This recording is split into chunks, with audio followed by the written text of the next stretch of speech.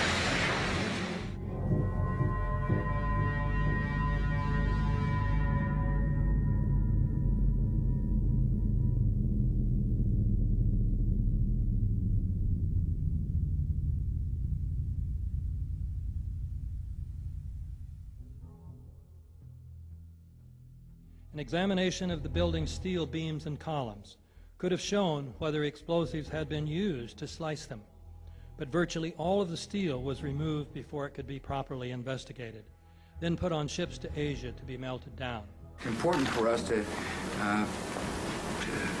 not reveal how we collect information. That's what the enemy wants. And you have no evidence that the government's behind 9/11, and I frankly think it's an awful thing to allege, considering it's not true, and you haven't proved that it is.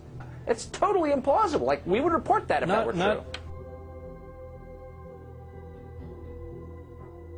Because these guys own our government. They print our money, and they own not only the government, but they own you. You are their property.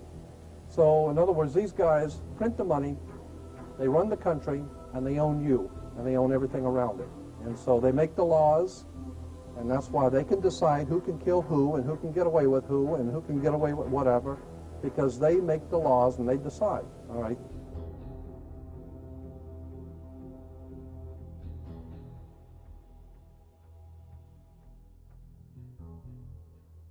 On that day, what did the president say to you?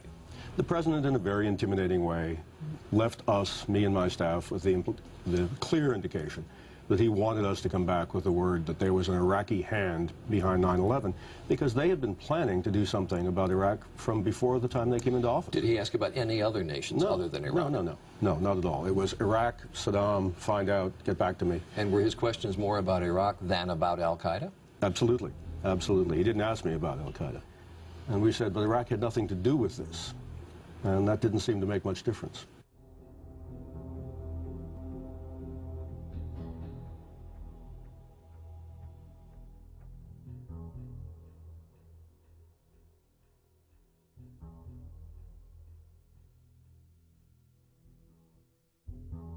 And we'll continue to work together to achieve peace. That's what we want. Freedom and peace. Look at the Council on Foreign Relations. Many members, in fact, the majority, never serve on the executive committees. They never go through any initiation of any kind. They are, in fact, the power base and are used to gain a consensus of opinion. The majority are not really members, but are made to feel as if they are. In reality, they are being used and are unwilling or unable to understand. They may have been or may be members of the Christian or Jewish religion, but that is only to further their own ends. They are and always have been Luciferian and internationalist. They give allegiance to no particular nation, although they have used, on occasion, nationalism to further their causes. Their only concern is to gain greater economic and political power. The ultimate objective of the leaders of both groups is identical. They are determined to win for themselves undisputed control of the wealth, natural resources, and manpower of the entire planet. They intend to turn the world into their conception of a Luciferian totalitarian socialist state. In the process, they will eliminate all Christians, Jews, and atheists.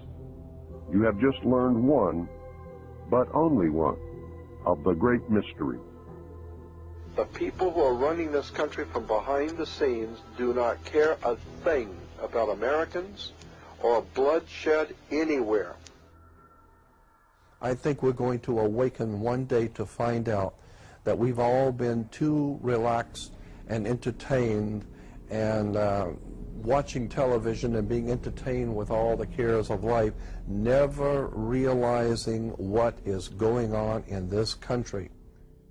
In the secret, ladies and gentlemen, they are at least, very bare minimum, 50 to 100 years ahead, beyond what you can even imagine.